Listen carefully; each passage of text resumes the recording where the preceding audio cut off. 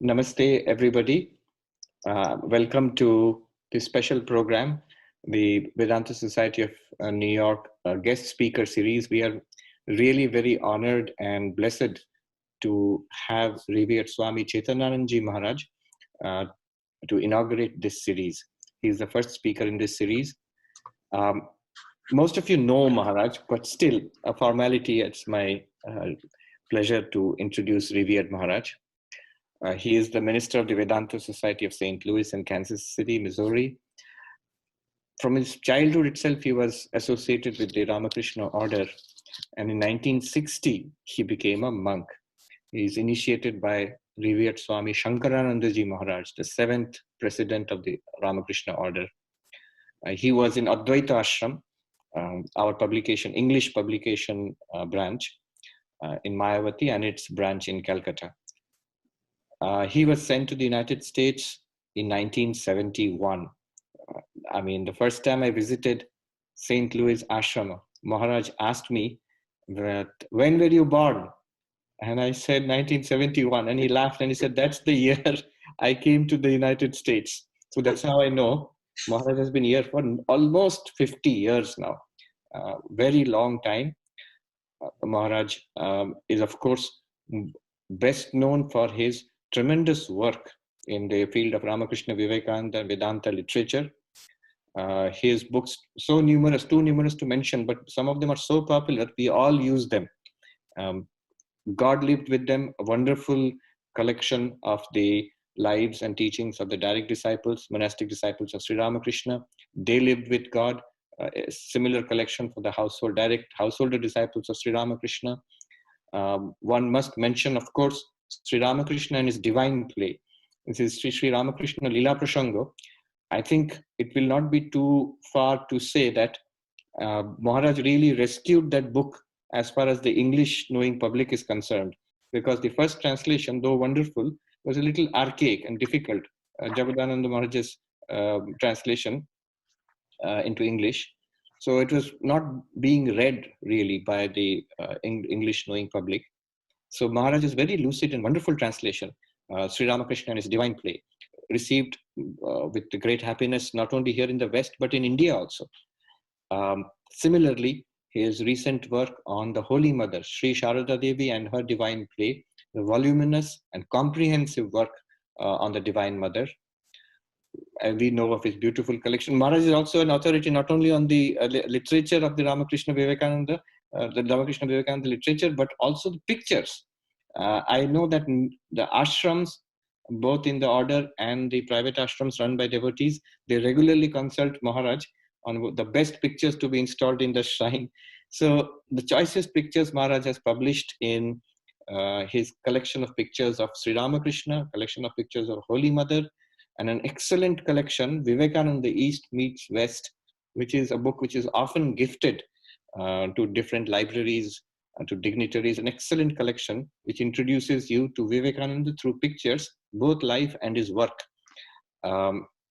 Besides that, among the numerous other works, I must mention two books which we were, as novices, as monastic novices, we were told by senior monks to read as a guide for our spiritual life, practical guide for our spiritual life. One is the teachings of Swami Brahmananda, and the other one is Turiyananda Patravali, the letters of Swami Turiyananda.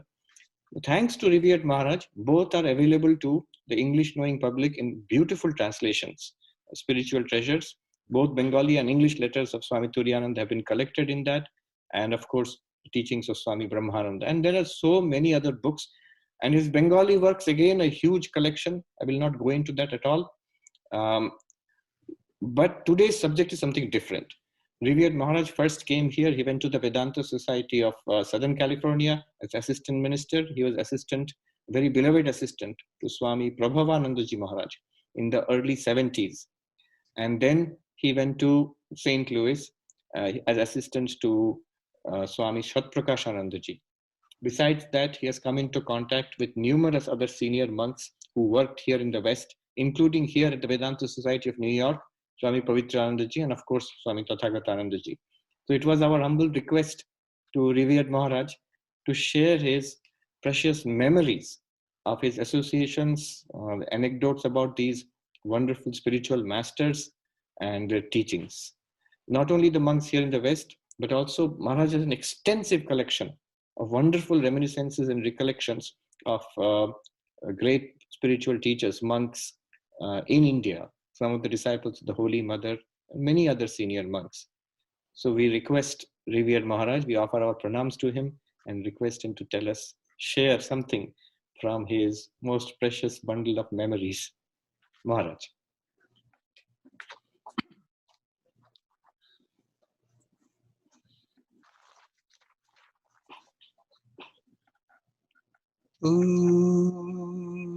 Bandau Santa Santana Charana Dukha Pradau Vayo Bicha Kuchuvarna Vishudya Eko Pran Horilai Milato Eko Darna Dukadei Tulsidas. I bow down to the holy and the unholy because both give me pain. When a holy person departs from me, I get pain. And when an unholy person comes to me, I get pain. So I salute both. Om Shanti, Shanti, Shanti. Peace, peace, peace, control. Thank you, Brother Sarvapriyananda, to invite me to give a talk of my reminiscences of the Swamis, old Swamis of the Ramakrishna Order. It is true, I am very fortunate that I got an opportunity to meet some great monks of the Ramakrishna Order from 1950. I was 14 years old. I used to go to Udbodhan Mother's house, met many disciples of Holy Mother, Swamiji, Brahmananda, Shivananda, Sharadananda. Sometimes I say that everything not in the books, some we learn from the oral tradition.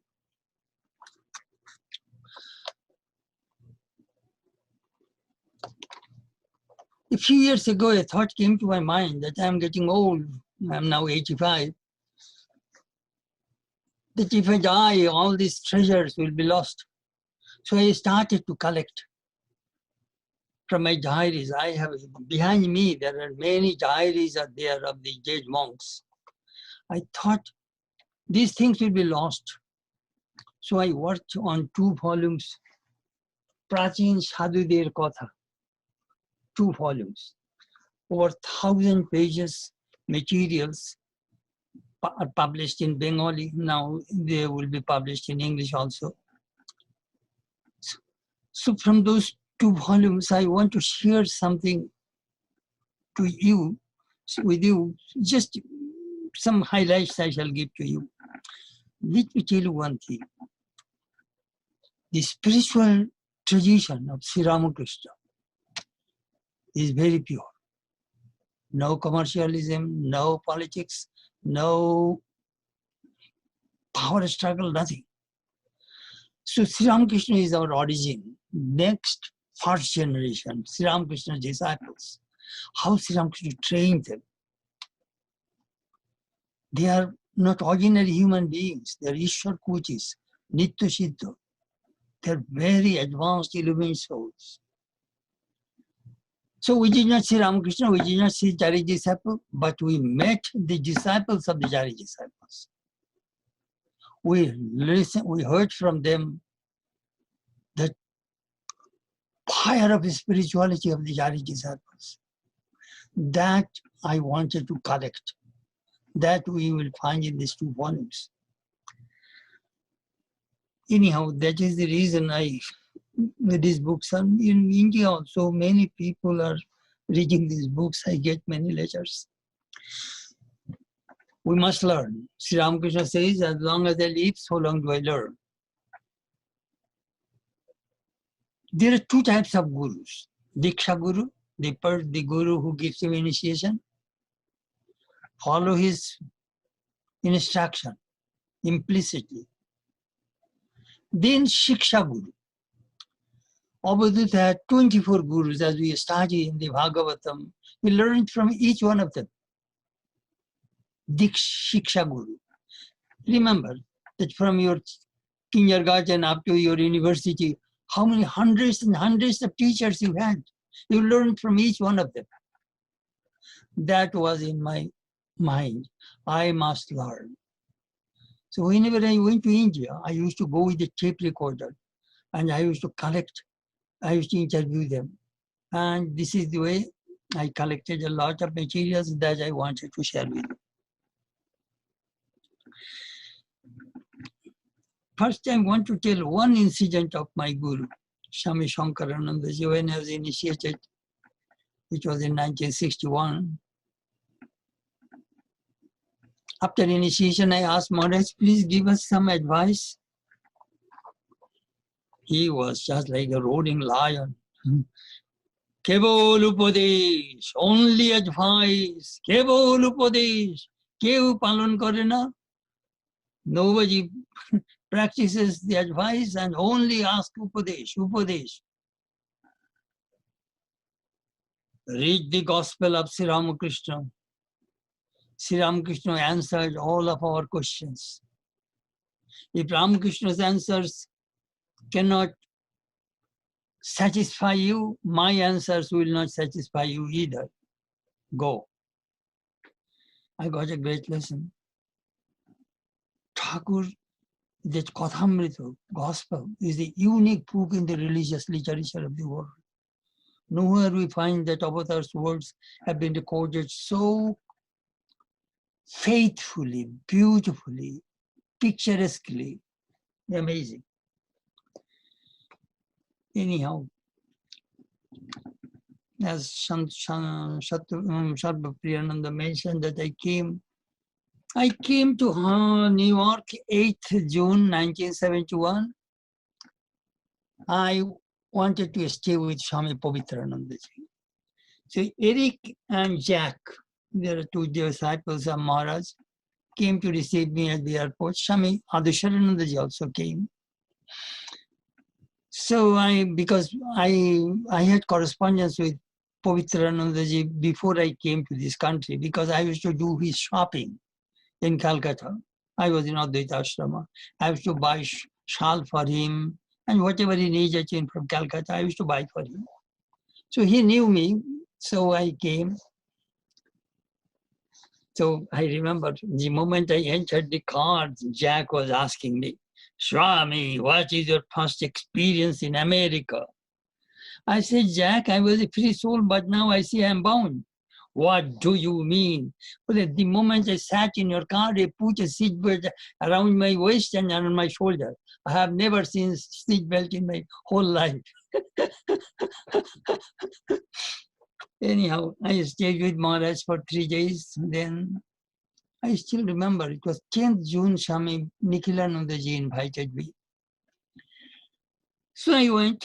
Swami, they gave me for lunch. I had lunch with him. So I asked Maharaj, we are very grateful for your contribution to the Ramakrishna order. You translated the Gospel, the Upanishad, Gita. They are unique, beautiful translation. So he was crying.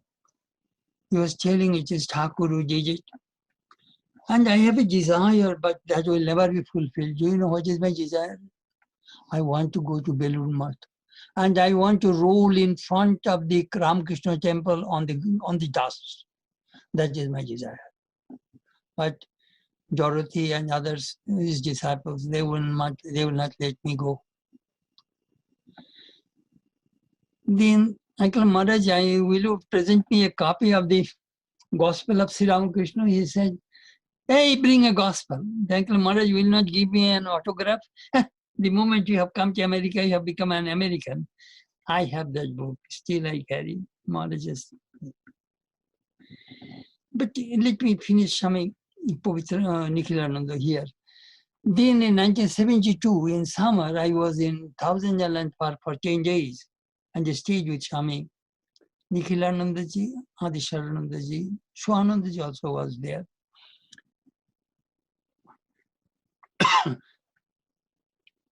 At 4 o'clock, there was a tea in Vivekananda cottage, and then there will be Harati in upstairs in Swamiji's room. Adisharanandaji used to play harmonium and you used to sing. And Swamiji would come. At that time, his memory was failing. So his two attendants would carry him to the upstairs, and there was a chair next to Swamiji's statue. And Swami Nikhilananda would sit there, and in rosary in his hand. They used to. So we finished after 1 hour. When we would come out, I cannot be, I can visualize tears coming from his eyes, and his mantra was continuously going on. You know, these scenes have a deep impression in my mind. Here is a mother's disciple. His memory is not working, but his japam, that thing is working. We call it badite anuvritti, which is a repetition in Vedanta, you know. After illumination, what happens? The same thing continues. That really impressed me, I tell you frankly. And of course, we used to chat after dinner table. We used to talk. Maharaj loved to talk. And as you know, the next year in 1973, at the dining table in Thousand Jalan Park, in the evening dinner, he started. I was not there. I heard from Swami Adi Sharanandaji that they started Om Brahma Pranam Brahma. The moment he said Brahma Karma Samadhina, he collapsed on the chair. That is the way he died. That was some of my memories of Swami Nikhilanandaji. Then about Swami Pavitranandaji. Pavitranandaji was our guest every summer.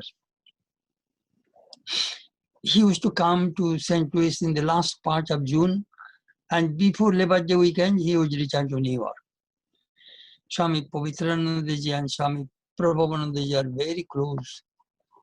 Swami Pavitranandaji was next to my room. When he would come, that room belonged to Swami Ashoktanandaji, and next room is mine. But we have a common bathroom. But when Maharaj would come, we would not use his bathroom. Or we would not use that bathroom. That is only for Maharaj, Pavitranandaji. I used to go to Swami Krishnananda's bathroom. We used to share. So anyhow, Maharaj would take lunch with the convent, but dinner with us. And at night, after supper, I used to go to his room, and he used to tell me many, many stories. A few I shall tell you. One day he cautioned me. He said, when you lecture, never embellish, never exaggerate. And sometimes we talk about superlative degree, the greatest, but never do those things. Do you know why? Then you will deviate from the truth. He was a very truthful person. He would hold the truth. I still remember. Never embellish, never exaggerate. Then you will deviate from the truth. Present the fact as it is. Then one day he was telling me, when I joined, I went to some Sharadananda, and I asked Maharaj, I am working in the ashrama, I don't feel that it is Thakur's work. Sharadananda said, is it your work? No, Maharaj. Do you work for your parents or family? No, Maharaj. Do you get any salary here? No, Maharaj. All right. So these three you are sure? Well, yes. Now you can go. Later you will understand for him, for whom you work. Well, I got a great lesson. Then he used to tell that, sometimes I used to argue. He was a school teacher before he joined. Well, I used to argue. And I was very close to Swami Turiyananda also. As you know, Maharaj was a disciple of Swami Brahmananda. But he never wrote his reminiscences about Maharaj. He was very reticent about talking about Maharaj. Sometimes I saw about Maharaj, he would become very emotional. And sometimes tears would come from his eyes when we mention about Maharaj. What happened that about Maharaj? he was, that's a story of Swami Pavitranandaji. He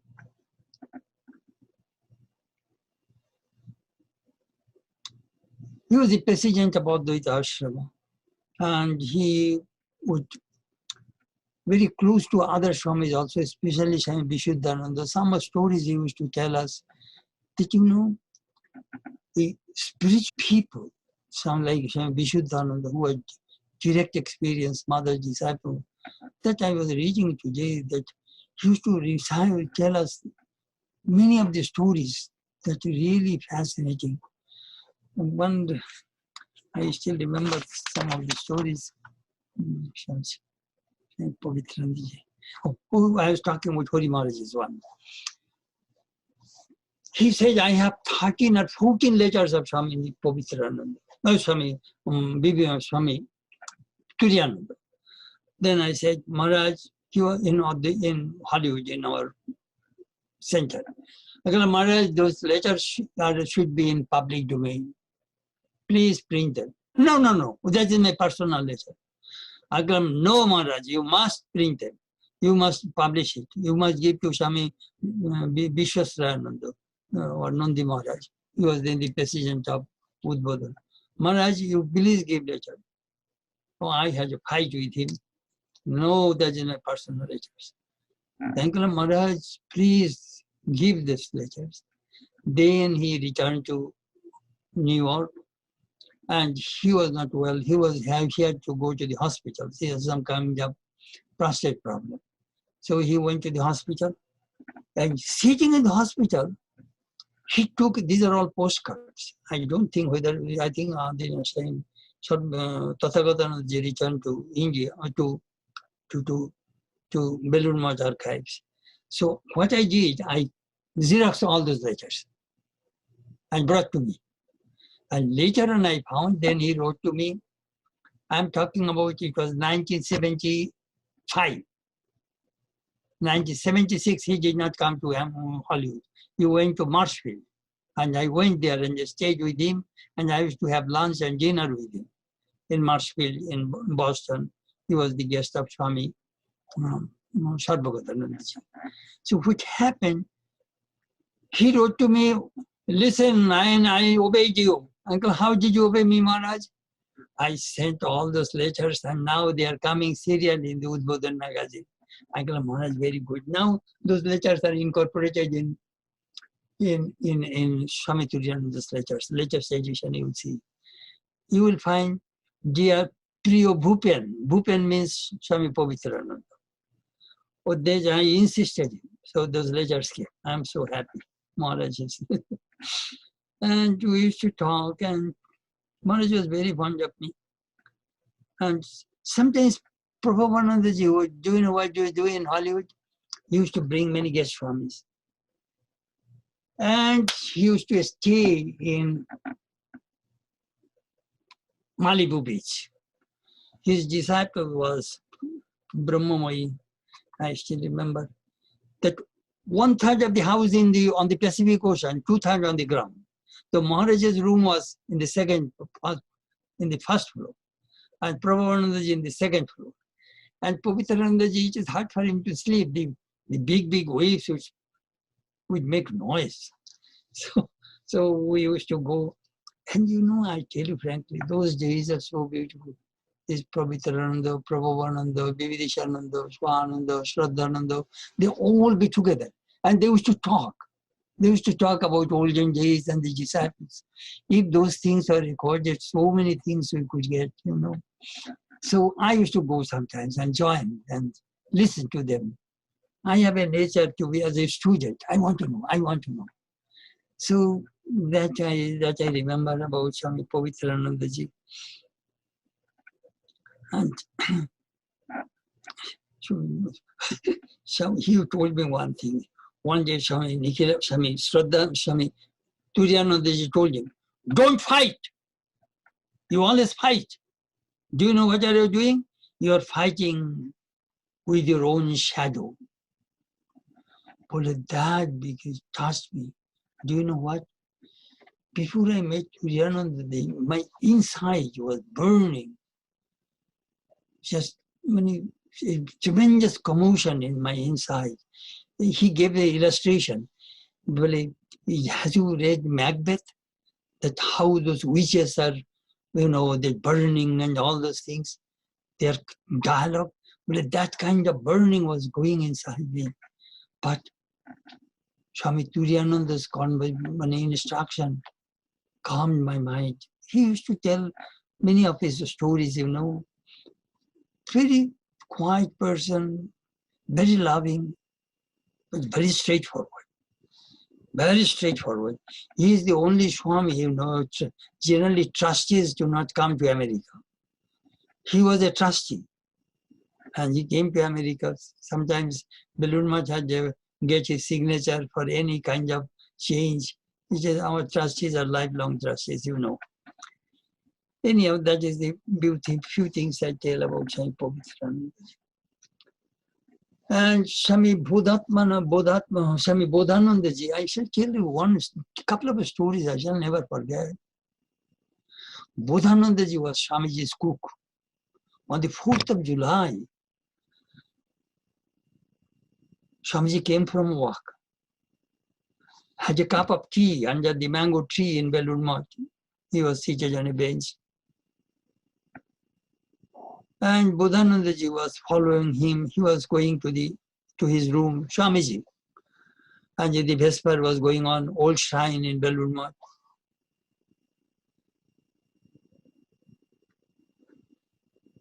He said, it is in your magazine, Vedanta Darpan, I think 1933 or 34. I sometimes quote that one. You see, he started that magazine, Vedanta Darpan, I think few years. I got all copies and I bound it here. I preserved.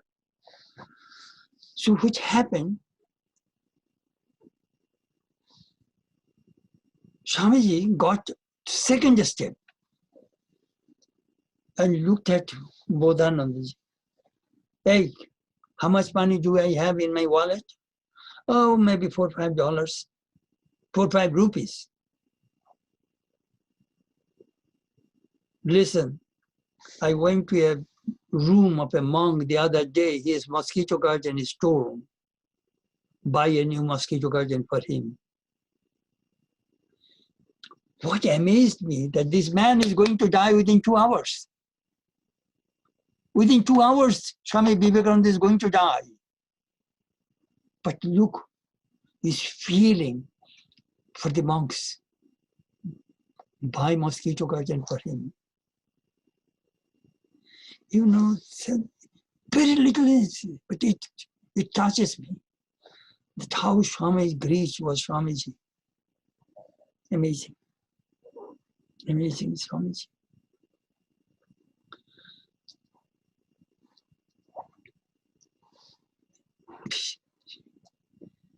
Swami Bodhanandaji, many stories are there. Let me go to other Swamis. Then I went to Hollywood. Prabhupada was very fond of me. He treated me like his own son. We used to lecture in Hollywood and Santa Barbara, back and forth. And he used to come to the shrine. Early days, 3 times. Hollywood tradition is 7 to 8 morning, 12 to 1 noon, and 6 to 7 evening. 3 times meditation. All monks and nuns must come, and Swami would join. So later on, when he had heart attack, he told me, Chetanananda, I am very depressed. I go, why, Maharaj? Previously I used to go to the shrine 3 times a day, but now I cannot go. Then I said, Maharaj, you met Holy Mother. Swami Brahmananda initiated you. You came in contact, I think, 8 or 9 monastic disciples of Ramakrishna.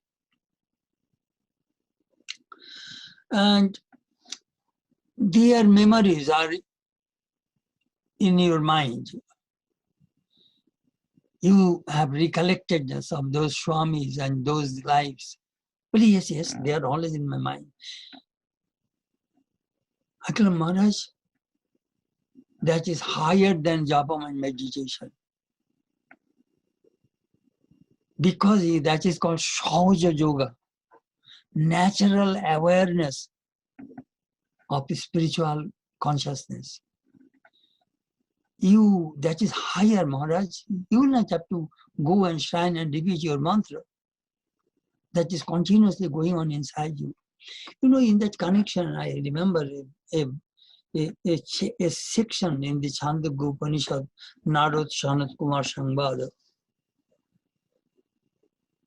Sanat Kumar said to Narada, Ahara Shuddhau Satya Shuddhau Dhruva Smriti Smriti Lambe Sarva Granthi Nam Vipra Moksha. Ahara Shuddhau Satya Shuddhi. Ahar means food. Which Arhiyate, Shankara says, which we gather inside, that is ahar. Don't think that we eat only through the mouth. We eat through the mouth, we eat through the eyes, we eat. Eat means gather, collect objects through the ears, nose, skin. So through the 5 organs of knowledge, we constantly collecting materials and feeding the mind. So constantly, if you feed the mind spiritual things, your mind is bound to be spiritual. Ahara Shuddhau, if the mind is pure. No, ahar, if the food is pure. Satya Shuddhi, Satya means mind. Mind becomes pure. Satya Shuddhau Dhruva Smritihi. When the mind becomes pure, you have constant recollections of God. Satya Shuddhi Dhruva Smriti. Smriti Lambhe Sarva Granthi Nam Vipra Moksha. When you have that constant recollections of God, Vipra Moksha, you will be liberated. That is a fantastic teaching in the Chandogya Upanishad. Then do you know what Maharaj told me? Chetanananda, dekho, a sadhuru sadhu sangha darkar. Even a monk needs the company of a monks. Dekho, our depressed attitude is gone now. So many things he told me. He was a student in City College, a revolutionary. He told me I had a revolver under my pillow. But I used to go to Swami Chetanananda, Swamiji's disciple. And because he was close friend of Boshishen. They are both from Vishnupur. In Bankura district, most of you know how mother used to go through Vishnupur by train to Jarambaji or Calcutta. So, Chetanananda one day asked me, hello young man, do you know what is the meaning of the word constructive? Well, yes, I know. No, you do not know. Bring the dictionary. Open the dictionary, get the meaning. So I opened the dictionary and got the meaning. So you got the meaning. What is the meaning of the word constructive? Yes, Maharaj. Now open the word destructive. So again I opened the dictionary and got the meaning of destructive. Then Chetanananda told him, young man, now you know what is constructive, what is destructive. Correct? Yes, Maharaj. Henceforth, do everything constructive in your life. That was a great lesson for me. In your life, do everything constructive. This little incident, it gives us deep, penetrating feeling inside. Then he told that I went to Swami Chetanananda in Banaras. Well, Maharaj, will you teach me? As you know, Swami Chetanananda was the Gitokta yogi, Thakur said. But he experimented Gita in his life.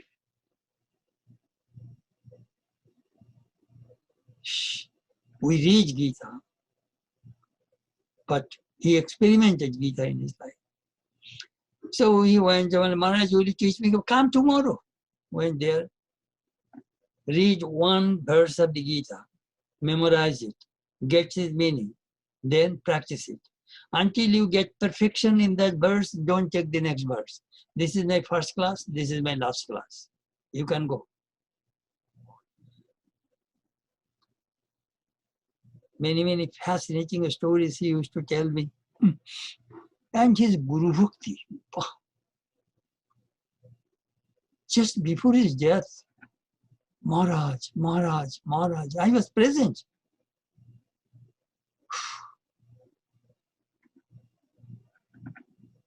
Five years I lived with him and I learned so many things from him, I cannot tell you.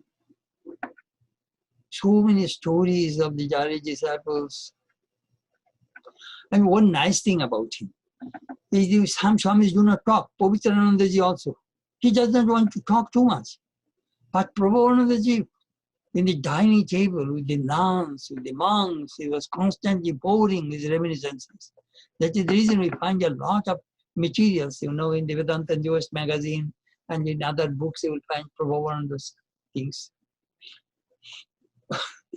I still remember one incident. When I just arrived Hollywood, Swami's Narada's Way of Divine Love is going to be the printer. The Swami said that Chetanananda has come, he was a proprietor, let him give one reading. The Ananda Pranam, Maharaj's secretary, came to me. I said, Maharaj, if I find mistake, actually you will have to correct it. Then Ananda Pranam said, Swami, this is the final edition, now we cannot change too much, please. Then I found many factual mistakes. I told Maharaj, I told you, I always see the mistakes. Maharaj asked Ananda Pranam, please consult with Christopher Richard and correct what Chetananda says, correct. Otherwise the book will go wrong. Anyhow, then also his brother translated that book into Bengali. I edited it and I wrote the foreword also. Anyhow, that is Swami Prabhupada. Then Swami Satprakashananda. Satprakashananda was a very unusual monk, very learned. He met Swami Vivekananda in 1901 in Dhaka when he was 12 years old. 12 years old. 3 times he saw Swamiji. And he used to tell many stories about Swamiji and other disciples. About Pavitranandaji, I forgot to tell one incident. That Lillian Montgomery in early, I think 1953-54, came to Vedanta Society of New York and gave his reminiscences to the devotees. And that was recorded on a tape. So once I was visiting New York, I had a desire to see their archive, or what is called their, it was in a closet. I saw all tapes, cassette tapes. I saw the tape, I asked our John Schlenk, John, please make a copy for me. So he made a copy. Then do you know what? That copy became a treasure. I shared with Gargi. Gargi used a lot of things from that reminiscences in her book. Then it was spread everywhere. I used it elaborately in the 150th anniversary of that Vivekananda's volume came from Advaita Ashrama. Lillian Montgomery. It is Swami Pavitranandaji got that wonderful reminiscences, which is a precious thing that we got through Swami Pavitranandaji. Anyhow, Swami Prabhupanandaji's stories I told. Satprakashananda. Satprakashanandaji was met, then he came to America in 1937, first in Providence, and then at that time Swamiji's Ramakrishna temple was under construction and dedication, so Akhilananda was there, and Swami came to substitute him. Then he came to, when he came, he was released. He tried to start a center in Washington, D.C. It did not work out. Then it was in 1937, the dedication ceremony of the Hollywood Temple. All Swamis came, and they were thinking that he was thinking to return to India. Well, why will you go to India? There is no center in the Midwest. Why don't you open a center? So he went from there, came to San Francisco.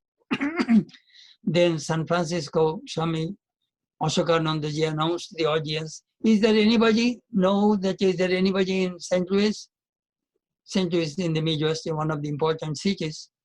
Somebody said, Swami, my sister lives there. Give her address. And she collected another couple of addresses from Prabhupada Bharata subscriber, a few Germans. And he came to St. Louis with $250 in pocket. He went to a hotel. Then he went to an apartment. Then, he really suffered from poverty. Prabhupada in 1930s, big depression in America. He told me, we did not have much food. Amiya, later lady of sandwich, she used to go for private tuition in Beverly Hills and brings money for food. Well, at night time, our dinner was milk and popcorn. Milk and popcorn, that was our dinner. No food, no money. Then, one story I shall tell you from Prabhupada. When the temple was built, he wanted to buy some pews. Sarvapriyananda, you saw those pews, that wooden pews? Yeah, so those pews. So what happened in that time, that was a fashion in the church to have pews. So what happened, one lady gave Swami Prabhupada $5,000. My goodness. She went home and told her husband. That husband became so mad. He came and told Swami Prabhupada, you cheated my wife and took away money.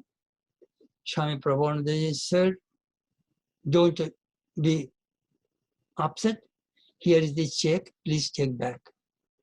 I am your wife. Gave that money. I have no desire. Please take back. That man was so impressed. He went and bought the all pews for the Holy Temple. Renunciation works. Renunciation works.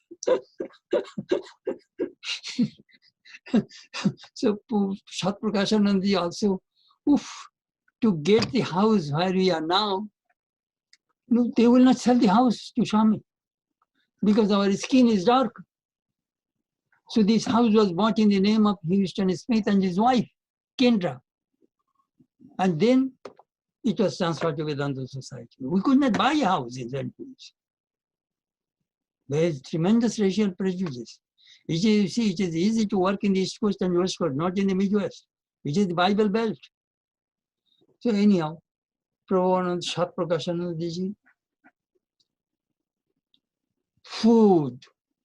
At 10 o'clock, he will eat some fruits and some cereal. And one lady, Mrs. McCutcheon, and some other ladies would come and make one meal in the evening. No food. You know, I tell you frankly, we are very lucky that when we came, we got house, we got some devotees, we have some money. But the pioneers, those who came to this country, how much they went through. Oof.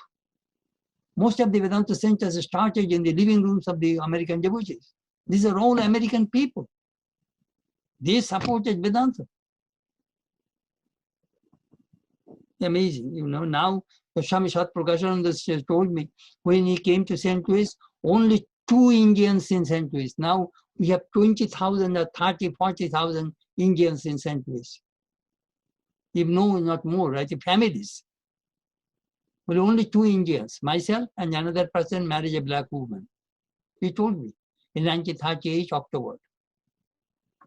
And now we have so many Indian devotees, you know, they support us and they feed us and they are very helpful. But not in that time, nobody was here. House was bought and Maharaj struggled. Then he wrote some very beautiful books, high Vedanta books he wrote.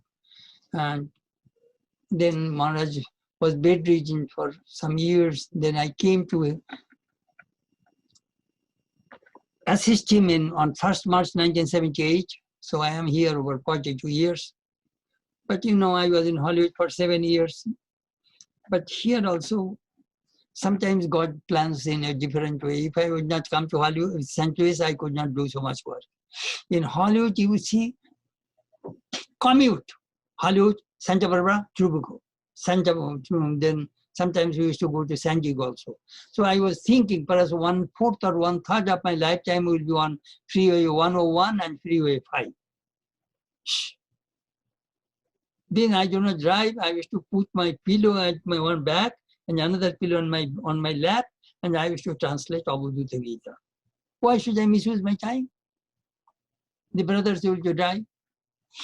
Anyhow, so Swami Chetanananda, I shall remember. I remember when I first came, he gave me the key of the relics. We have the relics of Thakur, Ma, Swamiji, Maharaj, Mahapurush Maharaj, Baburam Maharaj. The 6 people's relics are there in gold boxes that I worship every morning with Ganges water and perfume. Every morning. Those relics I touch on my head and I worship. So anyhow, Maharaj gave this relics and key. How he handed over the charts. Take care of Thakur. And then he showed down the stairs. That is the chapel. Take care of the Thakur's devotees. Teach them Vedanta. These 2 sentences, that is the handover of the center. Take care of Thakur, take care of Thakur's children. That's it. You know, complete withdrew himself from work. Before his death, one day he was telling me, could you tell me the science of an illumination, how a Jivan Mukta dies? So I collected from the Upanishad, from Brahma Sutra, from Viveka Chudamani. I read to him. He was so pleased. You know, I'm really, they are remarkable sadhus. Well, next I shall tell you about Swami Vivedishanandaji. He was in Seattle in 1973, he invited me. I was in Hollywood. Chetananda Thakur's festival, you will have to come and give a lecture. Uncle Maharaj, I can come to give lecture on condition. What is your condition? My condition is you will have to take me to Vancouver. And there I want to see where Swamiji landed. That if you take me, then I shall come and give a lecture. Theek ache, all right, I shall take you to Vancouver. So Maharaj took me to Vancouver, I gave lecture there. And you know, I have a nature to watch sadhus. So early in the morning, he came at 9 o'clock in the shrine. He took breakfast very late. Uncle Maharaj, I cannot have breakfast with you, but I shall eat early, but I shall be with you when you take breakfast. So I saw he was in the shrine. Then at the breakfast table, I said, Maharaj, when you were initiated, could you tell me what kind of instruction you got from your Guru, Swami Brahmananda? 60 years ago. 60 years ago. Well, देखो, Maharaj दीक्षा समय बोलें, देख, पूजा, पाठ, job, ध्यान, ये चारटेই করবি, তাহলে তোর spiritual life monotonous হবে না. Puja, worship, path, reading, japam, and dhyan, meditation. If you practice these 4, then your spiritual life will never be monotonous. I got a great lesson. Brahmananda's teachings to his disciple then came to me, that I shared to you. Then I went to Swami Portland, Swami Chetanananda. Maharaj was very fond of me. Very fond of me. Chetanananda, but you know, he's a mother's disciple, so I tell you frankly, I met many Swamis in the Ramakrishna order, but I never met such a Swami like Chetanananda. If you see him, you will feel that he is possessed. Really, he was possessed. As with Thakur Maha Swamiji possessed him. Then he made a rice pudding for me. Then he was asking, Chetananda, how is the rice pudding? Well, Maharaj, very good. It was burnt in the below. Uncle, it is very good. Uncle, here is a mother's disciple, which rice cooking for me, you know. I was so. Then at night time, we used to go for walk. Then I say, Maharaj, he used to tell many, many stories about Swami Chetanananda. He was Swami Chetananda's secretary. Anyhow, I shall not tell all those stories, but he was a really remarkable person.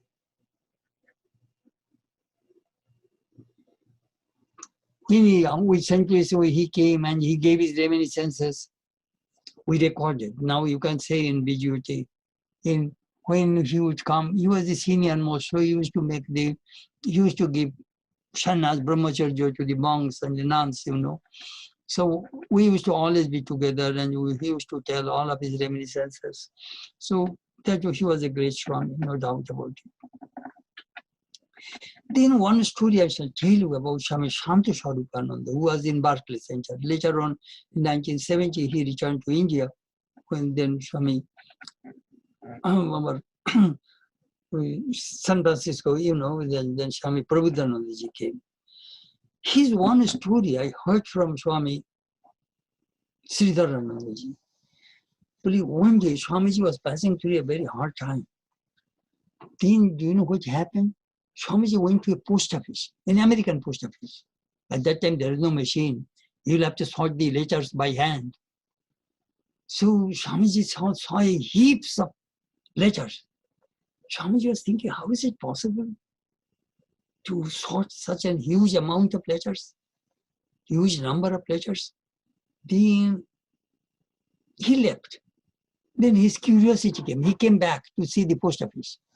He saw the four people are putting that slot, you know, that which street these letters will go. They are dividing. He saw almost it is clear. Then he was thinking, you know, the problem I have, it is momentary. Perhaps all these problems will go away. Shanta Sarvapriyanandaji told this incident about Swamiji's. You know, with little incidents are very important to me. For example, the one incident I was talking about, Swami Bodhanandaji. I was in France, in Paris, 1992. And I found a beautiful reminiscences of Swamiji, which he gave to New York, in Madras in 1924. So what happened, he writes, one day Swamiji said, today I shall perform the ritual, worship in the Ramakrishna temple, old shrine at that time. Well, Swamiji went, well, we are very curious. We wanted to see how Swamiji worships. So we all monks, you know, sat behind Swamiji did worship. Swamiji, do you know what is Swamiji's worship? Meditation. Mahapurush Maharaj used to say, when he used to meditate, his whole face would be red. And a whole blood stream will go to his head. His eyes, his face, as if full of red. But then, do you know what he did? He got up, and the tray of flowers are there. He put each flower on the head of each of his disciples. Then the remaining flowers, he offered to Sri Ramakrishna. Then he explained that why he did it. Generally, uchisto, and the flowers he eaten, that we do not offer to the Lord. So he said, he saw the Ramakrishna dwells in all of his disciples. So the flowers he put in Sri Ramakrishna, in the disciples, living gods, same flowers he put to Sri Ramakrishna on the altar. You know, that incident very, very important to me. Sarvapriyanandaji is one incident I must tell you. Sarvapriyanandaji wanted to be a monk in Bombay. Went to Swami, he was a disciple of Swami Akhandananda. So Akhandananda said, you want to be a monk? From Bombay, you walk up to the Hardwar, barefooted. Don't carry any money. Barefoot, door to door, and join there. So he followed his guru. You know, it is over 1,000 miles. Oof. He came begging food, and then when he came to Kalyanananda. He was Swamiji's disciple. He was the head of the Concall Center Hospital. So Kalyanananda told him, "Hello, young man, you want to be a monk?" "Yes." "Listen, Mondire, puja, noivedya, prarthana. Correct? In the temple, what do? You do the worship, you offer food to the Lord, and you pray. Or in my hospital, Sheva, Aushatpotto, duto mishti kotha. In this hospital, Sheva, service to these patients, living gods.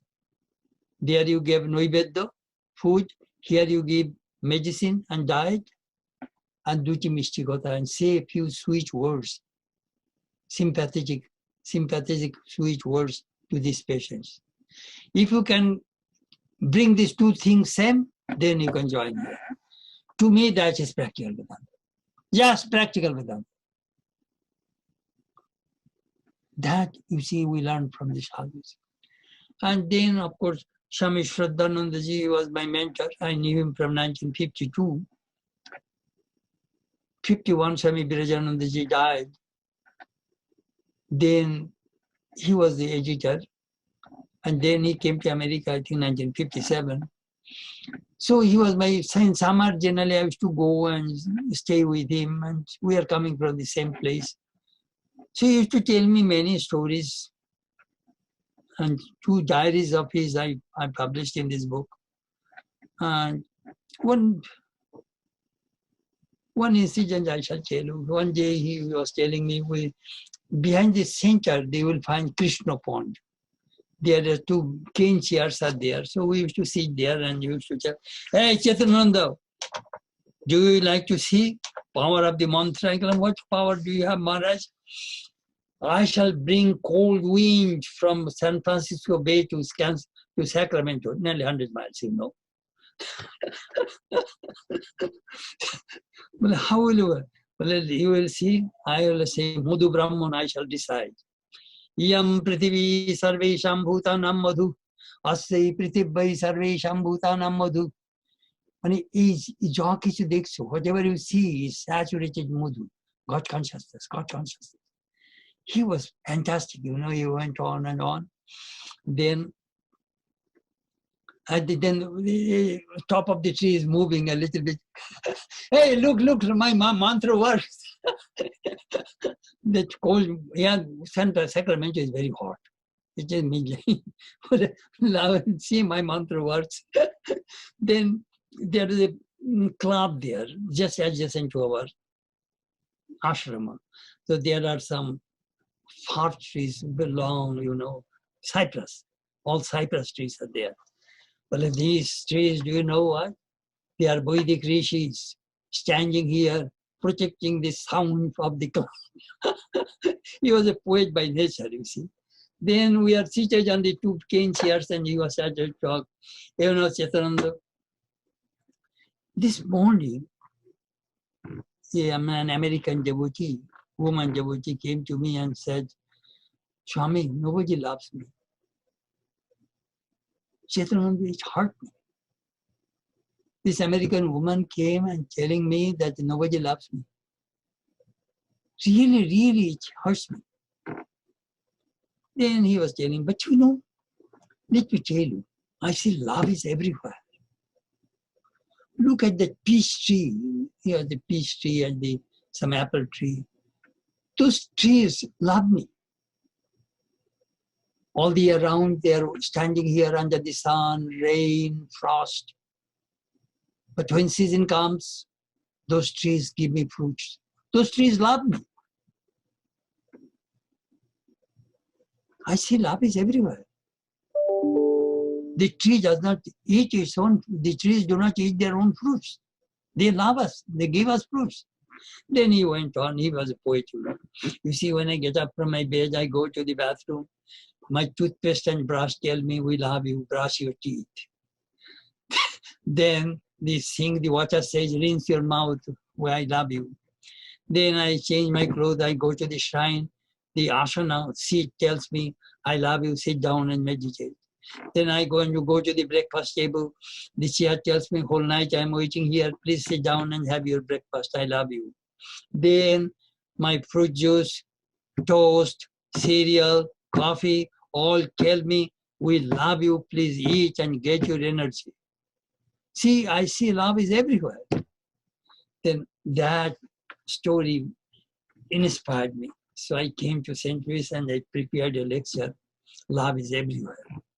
But actually, do you know what?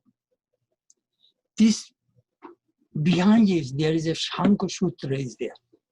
Sanghato pararthatvat. That is the Shankar philosophy says. Sanghato, all combined objects in this world is for others. Is for others. Your house is not for itself, it is for us, protecting me from sun, moon, rain, sun, cold, rain, all these things.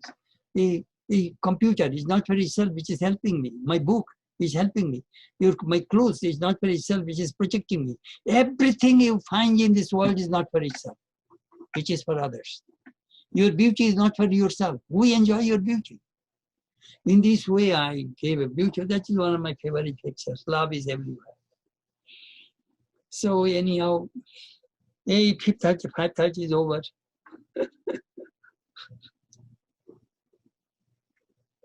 You turn it off. Maharaj, we started a little late. Can you share? We started a little late. You can share a few more stories. One story I tell you. Swami Chetanananda. He was very close to AIM. Young man, he went to AIM and asked, I don't feel that Sri Ramakrishna is God. Then AIM said, my goodness, Shatkanda Raman Pure, now you are telling Shitakar Pishi, Mashi. After reading the whole Ramayana, you are telling that Sita, whose aunt is Sita. Then AIM said, do you know what? I had the same problem. One day, I went to Dakshineshwar. Master was resting after lunch. I was caressing his feet. And I was thinking, here is a person, he eats, he sleeps, he walks, he moves. He's an ordinary human being. He was thinking. All of a sudden, Thakur got up from his bed. Hey, master, ki bhabcho, ki bhabcho. Eke bhable shab hobe, eke bhable shab hobe, eke bhable shab hobe. Hey, AIM, what are you thinking? If you think of me, everything, you will achieve everything. You will achieve everything 3 times. He said, then he was telling, Mother, did I say it or you say it? Did I say it or you said it? He was talking with the Divine Mother. Then, boom, he went into Samadhi. But at that day I realized that Master was God. And it was 1936, during Thakur centenary time, there was a Pandit in Banaras, Bhagavat Bhushan guy, I forgot the name. He told the mystery of Ramakrishna name. In my book, that's which is called the How to Live with God in the Company of Ramakrishna. In the very beginning, I put this story that various forms of Ramakrishna, Bahurupi Ramakrishna, how many ways Thakur appeared before the people. So what happened?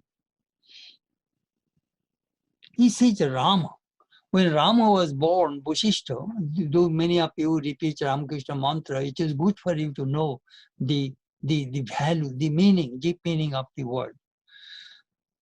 When Rama was born, Vasishtha, Dasharatha came to Vasishtha and said, hey Rishi, what? Please give a name to my son. Well, the name of your son is Rama. Well, there are so many names. Why did you select this name? Well, let me tell you why.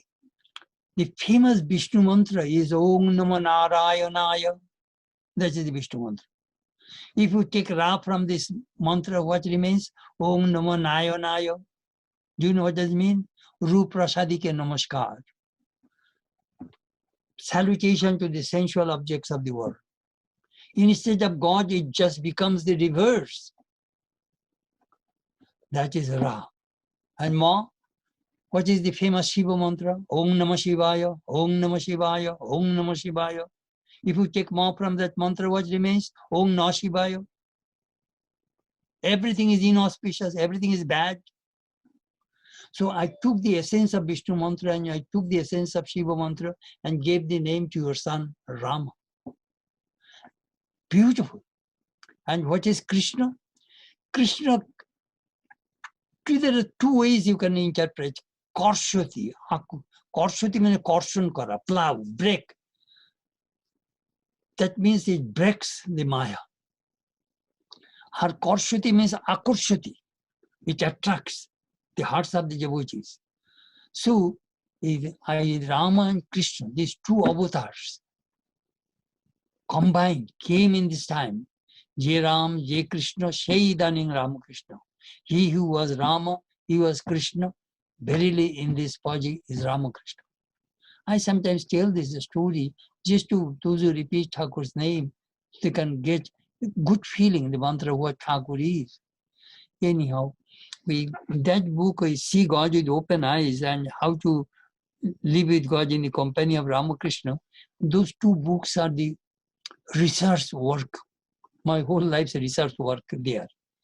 Really, so many things you will get. Anyhow, that is the. And another was I tell you, when I came to join, I went to Swami Gambhiranandaji. You know, Sarvapriyananda, I still remember.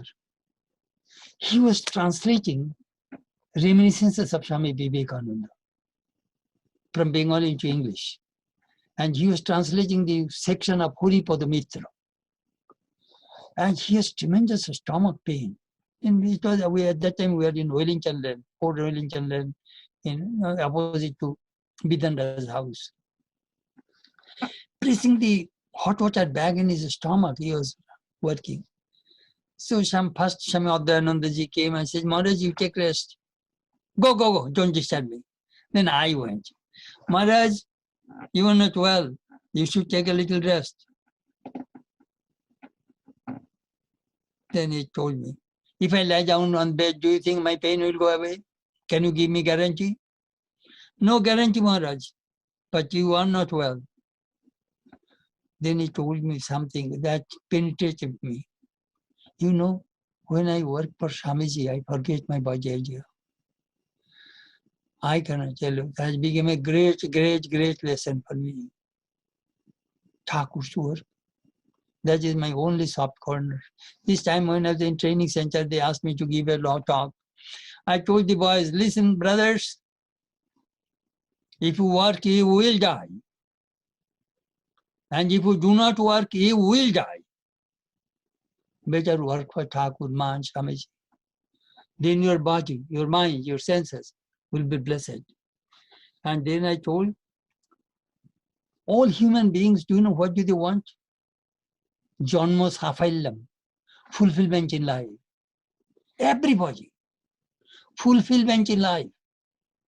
That Krishna mentioned in the Bhagavatam. Itabat janma safailam dehinam yadehishu pranui arthai dhiya vacha shreya evam acharet sada. That Krishna said. Itabat janma safailam dehinam dehi or dehishu. And human birth becomes fulfilled. How? Pranui, through energy, your heart. Arthoi, through money. Dhiya, intellect. Vacha, through speech. All these four things, if you divert to do good to humanity, your life will be fulfilled. You will attain fulfillment in life. Pranoi, Arthoi, Dhiya, Vacha, Shreya, opposite Shreya, opposite vision. I sometimes in my lecture, I said, do you know what? After studying Swamiji, all these things, what I learned, I was very sick. Coming from Kansas City to St. Louis by American Airlines, I sat at the back. So one air hostess came to me and says, "Why are you back? You could sit in front." I go, "No, I don't feel good today." So that girl became very curious about me. She came and sat next to me and she wanted to know about me. Then I told that I am a monk. Then when I was leaving, she stopped me. "Give me a word of wisdom before you leave." Okay, really you want word of wisdom? Yes. Love and serve. That is enough for you. That I learned from Swamiji. Love people, serve people. That way we can find fulfillment in life. That will destroy our ego. That will destroy our selfishness. Swamiji says selfishness is sin. Unselfishness is God. In Karma Yoga, that is the way Swamiji defined God. Unselfishness is God. That is exact words of Swamiji. All right, thank you. Thank you, Maharaj. We offer our pranams to you. I would like to invite Diane, President of the Vedanta Society of New York, to offer words in conclusion. Diane. Swamiji, thank you. Our most profound and deep thanks, as always, to you. These wonderful reminiscences and insights, it's just so precious. And seeing you looking so well is wonderful also. And we look forward to seeing you in person next year. Oh, let us see. Maharaj, a pranam from all of us here. And Namaskar. Thank you all for joining us. Thank you so much. Maharaj, pranam, Maharaj. Namaskar.